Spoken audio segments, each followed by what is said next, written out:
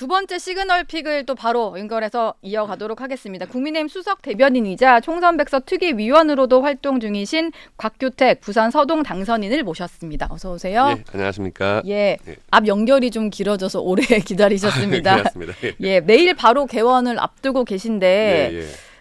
아직은 당선인이고 내일부터 의원님이 그렇습니다. 되시는 예. 거잖아요. 검사 출신이시고 정치권에 입문을 좀 그래도 꽤 오래전에 하신 것 같던데 어떻게 정치를 좀 해야겠다라는 마음을 먹으셨는지가 궁금한데요. 좀 얘기해 주실까요? 예. 예, 이제 검사 생활을 오래 하면서 우리 사회에서 갈등 부분에 대해서 또 다른 역할을 할 수 있지 않을까 하는 예. 생각을 좀 오랫동안 했었고요. 마침 또 고향인 부산에서 검사로서 근무하다가 또 고향 지역을 위해서 또 봉사할 수 있는 정치인의 길이 좋겠다 하는 생각을 했죠. 예. 그렇지만 도전에는 좀 오랜 시간이 걸렸습니다. 예. 근데 당선되자마자 당에서 수석 대변인이라는 상당히 예. 중요한 중책을 맡게 되셨는데 이건 좀 부담되실 것 같기도 하고 앞으로 좀 어떻게 활동을 하실 계획이세요? 예, 정치 신인이니까 예. 아무래도 모든 사안을 볼 때 좀 참신한 시각으로 보려고 하고요. 예. 다만 이제 또 법조인 경력도 길고 또 정치인으로서 또 그동안 경험도 있기 때문에 가급적이면 좀 절제되고 품격 있는 그런 좀 언행을 하려고 하고요. 예. 다만 이제 핵심은 반드시 짚고 넘어가는 그런 활동을 하겠습니다. 예. 뭐 검사 출신이시니까 윤석열 대통령이나 한동훈 전 비대위원장과도 뭐 아마 근무하면서 인연이 좀 있으시지 않을까라는 생각이 좀 다 친한 드는데 사이죠. 다 친한 사이시군요. 예. 지난 20일인데요. 좀 된 거긴 한데 부산, 울산, 경남 지역 초선 당선인들과 대통령의 어떤 만찬 자리에서 나온 이 단어가 상당히 화제였는데 윤 대통령이 뭐 부산이 효자다 이런 표현을 쓰면서 예. 뭐 당의 호위무사가 될 거다 이런 말을 하셨다고 전해졌어요. 이 호위무사 발언이 좀 나오게 된 과정이 궁금한데. 근데 그게 이제 대통령께서 일방적으로 뭐 하신 말씀은 아니고 예. 당시 대통령과 그리고 초선 당선인들이 처음 만나는 자리니까 아무래도 서로 이제 또 덕담도 주고받고 또 앞으로 또 동반자로서 국정 운영을 함께 해나가자 예. 이런 이야기들을 서로 주고받는 과정에 한 분이 이제 또 대통령에 대해서 또 덕담을 하니까 대통령께서 또 이제 그에 대한 응답으로 하신 말씀인데 그 단어만 유별나게 좀 부각되는 것 같아요. 예. 이게 사실은 그 당선인 중에 누군가가 대통령의 호위무사가 되겠다 뭐 이런 말을 했다고 좀 알려져가지고. 예, 그런 비슷한 말씀 하셨습니다. 그래서 그냥 덕담이 오가는 와중에 나온 그런 말이었군요. 예, 그러니까 대통령께서도 예. 저도 여러분들을 위해서 열심히 하겠다 그런 이야기를 했는데 그거는 이제 국정 동반자로서 여당 국회의원들과 또 대통령이 충분히 또 할 수 있는 이야기인 것 같고요. 예. 근데 이게 호위무사 이러다 보니까 뭐 네. 뭔가 이제 지금 야권에서 공격하는 것은 국민의힘이 너무 윤석열 대통령 방탄 정당의 기능만 하고 있다 이런 거라서 예.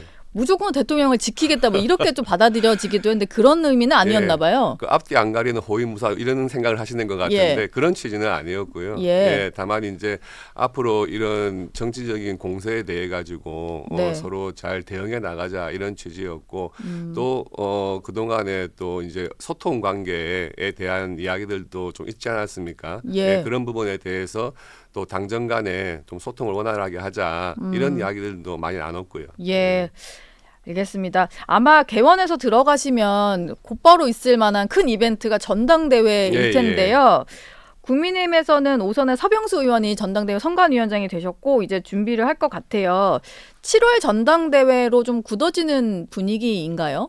지금 뭐 7월 말에서 8월 중순 정도 이렇게 이야기가 나오고 있는데 예. 뭐 당연히 이제 다른 상대방 당의 일정도 봐야 되고요. 또 그 무렵에 있을 뭐 정치적인 이벤트도 봐야 되는데 일단 선관위가 구성이 되면 선관위에서 그런 일시도 정할 거고요. 일정도 정할 거고 또 전당대회 룰도 정하다 보면 아무래도 좀 시간은 좀 걸릴 것 같아요. 그래서 7월 말에서 한 8월 중순 정도 시기가 아닐까 보여집니다. 예.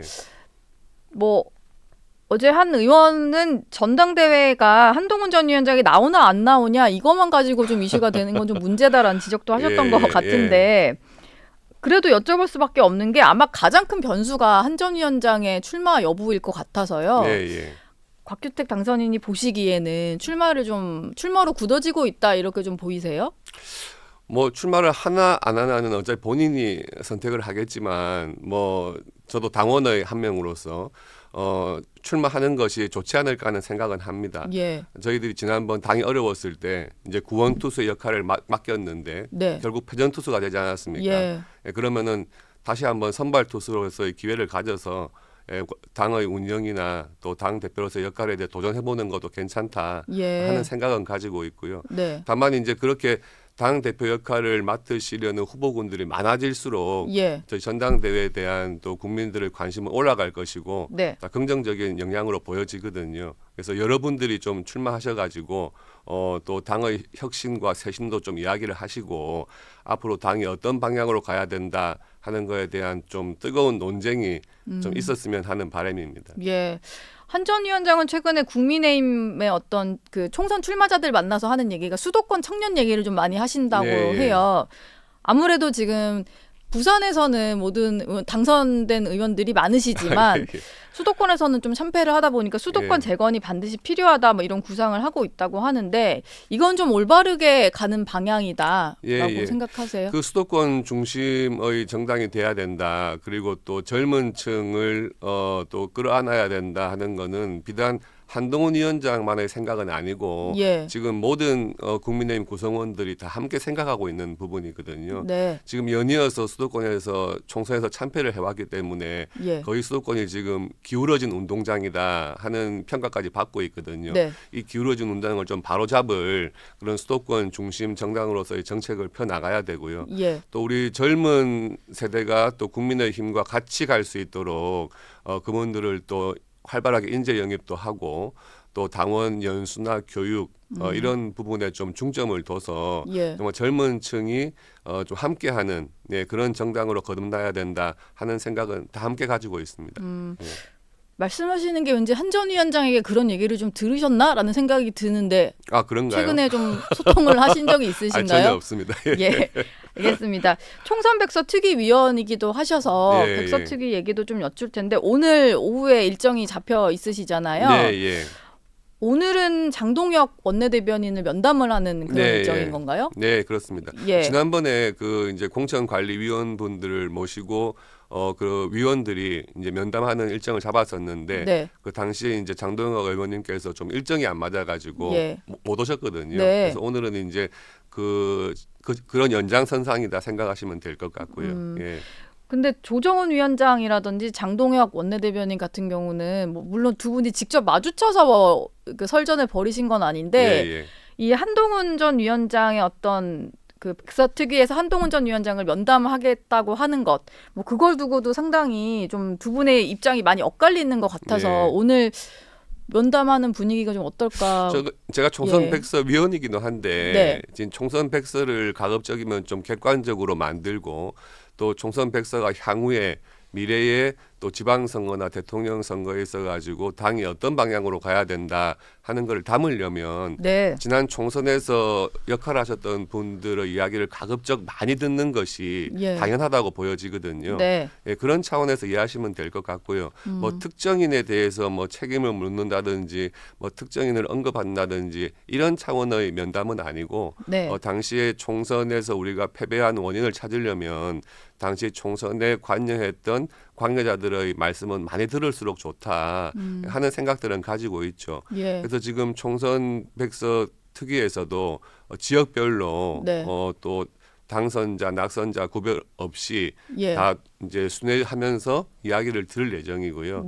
또 이제 당연히 공천에 관여했던 분들도 말씀을 들어야 되고요. 그러면은 당연히 한동훈 전 위원장이라든지 뭐 대통령실의 어떤 참모진 일부도 좀 포함이 돼야 되겠는 저는 원칙적으로 뭐 많은 분들의 말씀을 들을수록 좋다. 그래야 더 백서가 객관성을 띌 수 있고 또 향후에 어떤 대응책을 마련할 것인지에 대해서도 정당한 방향을 제시할 수 있다. 이렇게 생각을 하고 있습니다. 근데 어제 저희 정치 시그널에 나오셨던 김종혁 조직부총장 같은 경우도 역시 백서 특위에 소속이 되어 있으신데 이게 사실은 면담하는 게 좀 필요하다고 하더라도 너무 공개적으로 면담을 하게 되면 이게 공개 일정이 되어버리면 안에서 했던 말들이나 이런 것들이 또 바로바로 이제 노출이 되게 되는 거니까 그건 좀 문제다라고 얘기를 하셨거든요. 그러면 이제 한동훈 전 위원장을 면담을 하게 되더라도 이제 공개적으로 하는 거가 맞느냐라는 얘기가 좀 나올 것 같은데 그건 공개적으로 할 성격은 아니죠. 총선 백서라고 하는 그런 객관성을 띈 어떤 결과물을 내놓으려면 그걸 공개를 전제로 하고 이야기를 한다. 그것은 전 맞지 않다고 보여지거든요. 그 대화하는 내용 자체는 비공개로 하는 게 맞고 다만 뭐 일정 같은 것은 공개될 수는 있겠죠. 그게 뭐 특위에서 공개하지 않더라도 뭐 알려지거나 뭐 그럴 수는 있으니까요. 네. 알겠습니다. 어제 최상병 특검법 재표결이 있어서 결과적으로 부결이 됐고 21대 국회에서는 폐기가 되었는데요. 민주당이 22대 개원을 하면 1호 법안으로 또 낸다고 하더라고요. 그럼 이제 당선인에서 내일 의원이 되시면 바로 이거를 좀 대처를 해야 되는 이슈가 될 텐데 22대 국회에서는 좀 어떻게 흘러갈 걸로 보세요? 전 민주당에서 일단 그 대통령의 제의 요구를 받아가지고 재의결을 했는데 부결된 법안이라고 하면은 다시 한번 22대 국회에서는 여야 간에 충분한 좀 논의를 했으면 좋겠어요. 이게 무슨 당끼리 오기 싸움도 아니고 어저께 이제 그렇게 부결되자마자 다시 재발의하겠다 하는 것은 뭐 완전히 그냥 여당은 무시하고 가겠다 하는 이야기거든요. 근데 저는 그럴 것이 아니고 특검이라고 하는 게 역대 13번인가 됐었는데 전부 다 여야 합의로 했던 거거든요. 근데 특검을 야당이 뭐 의석수가 많다 해가지고 일방적으로 할 수 있는 성격은 아니라고 보고 22대 국회에서 가급적이면 여야 간에 충분한 논의를 하고 또 독소조항 부분에 대한 검토도 해보고 그렇게 하는 것이 맞다고 보여집니다. 그러면은 만약에 민주당에서 특검법을 발의를 한다고 하면 이게 좀 협상에서 풀어야 될 문제니까 국민의힘 차원에서 어떤 독소 조항을 좀 제거한 뭐 수정안을 좀 발의하시거나 이럴 가능성도 있을까요? 그리고 또 조금 전제가 돼야 될 게 지금 그 경찰과 공수처에서 한창 수사가 진행 중이잖아요. 그 수사 결과도 어느 정도 봐야 될 것 같아요. 그런 수사 결과도 보지 않고 그대로 뭐 특검을 재발의한다. 이것은 정말 정치적인 목적 뿐이다 하는 것을 스스로 자인하는 걸로 보여지거든요. 알겠습니다. 어제 그 최상병 특검법 뭐 얘기를 하면서 민생 법안들은 제대로 처리도 못하고 뭐 폐기가 된 상황인데 22대 국회는 더 할 거다 뭐 이런 전망들이 있어요. 당장 내일부터 시작을 하셔야 되는데 좀 어떻게 이 거대 야당을 상대해서 좀 어떻게 풀어 나가실 계획이세요? 우선 이게 참 국민의 한 사람으로서 이 국회가 끝날 때마다 항상 역대 최악의 국회였다고 하잖아요. 그러니까요. 20대에는 또 그때는 그랬고 21대 때도 그랬고 정말 22대 국회 제가 처음 들어가면서 22대 국회가 끝날 때 정말 22대가 또 최악이었다는 말을 듣지 않도록 정신 바짝 차려야겠다 생각이 들고요. 그리고 이제 민생 법안에 대해서 사실 어저께 이제 민주당이 일방적으로 통과시킨 것은 민생 법안이라고 보기 힘든 법안들이죠. 뭐 민주유공자법 이런 것들인데. 그렇습니다. 그래서 원래는 그 여야 간에 21대에서도 충분히 논의를 하고 합의가 된 민생 법안들이 있었거든요.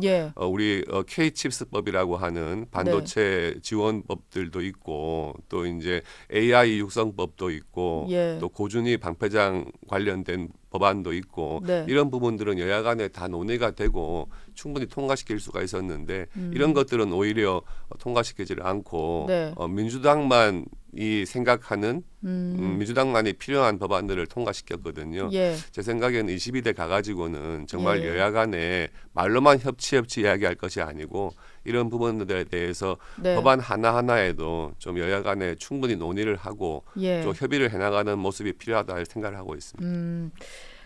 협의를 하는 데 있어서 아마 이분의 존재는 조금 협의를 힘들게 하는 존재가 아닐까 싶은데 조국혁신당 조국 대표 얘기를 좀 해볼게요. 저희가 좀 뭐 곽규택 당선인을 좀 어떤 분인지 알아보려고 했더니 두 분이 부산 서구 출신에다가 고등학교, 대학교까지도 다 동문이시더라고요. 맞습니다. 원래 좀 친분이 있으신 관계십니까? 그럼요. 고등학교 선배시기도 하고 또 이제 서울법대 또 선배시기도 하니까 대학교 때부터 봐오던 뭐 친한 선배시죠. 지금은 근데 너무나 다른 길을 걷게 되셔서 그렇습니다. 조국 대표가 하는 어떤 거에 전혀 이제 동조하실 수가 없는 상황일 것 같은데 그 정치인의 조국 봤을 때 좀 어떠세요? 그러니까 선배가 아니고 정치인 예. 조국으로 봤을 때. 예, 뭐 개인적으로 본다면 어려움을 겪으셨죠. 예. 겪었는데 지금 지난 이제 그 총선에서 조국 혁신당에 만드셔가지고 지금 12석이라는 큰 성과를 거두셨잖아요. 네. 이제 그것으로서 국민들이 조국이라는 정치인에 대한 평가는 일단 했다고 보여지고요. 예. 다만 정치인으로서 어떤 활동을 할 것인가에 대해서 조금 주목을 하면 저는 정치인은 정말 갈등을 해소하고 국민들의 다양한 의견을 들어서 그걸 법안으로 연결시키는 역할을 해야지 예. 어떤 사적 복수라든지 네. 복수 혈전을 하겠다는 생각으로 정치를 하면은 정말 국민들이 피곤할 거라고 생각을 하거든요. 네. 예, 그런 부분들은 조금 예. 유념하시면 좋을 것 같아요. 그 사적 보복으로 보이는 건 아마도 조국 혁신당이 1호 법안으로 낸다는 한동훈 특검법 예, 이런 예. 것들이 될 수 있겠죠. 그렇습니다. 예. 예. 예. 근데 지금 조국 혁신당이 만들어지고 총선 치르고 그 당선 이후에도 하는 행보들을 보면 윤석열 대통령이나 한동훈 전 위원장을 겨냥해서 좀 비판하는 목소리 외에 별로 이제 나머지들은 드러나는 게 별로 없는 상황이거든요. 예, 앞으로도 예. 좀 비슷하게 당 운영을 하지 않을까 싶은데. 그리고 굉장히 예. 뭔가 시간이 쫓기시는 것 같아요. 네. 예, 예. 그리고 이제 아마 그런 게 본인의 사법적 리스크 때문에 그러신 것 같은데 네. 물론 뭐 본인의 목소리를 시급히 내야 되겠다 하는 건 이해가 가지만 그런 부분들이 국민들이 보기에는 어떤 개인의 그런 사법적 리스크를 좀 가리려는 예. 또 이제 개인적인 어떤 아픔을 네. 정치적으로 좀 복수하려는 예. 그런 걸로 비춰지지 않을까 하는 좀 우려는 됩니다. 예. 알겠습니다. 곽규택 당선인과는 여기서 말씀 인사드리도록 하겠습니다. 오늘 말씀 고맙습니다. 예, 감사합니다.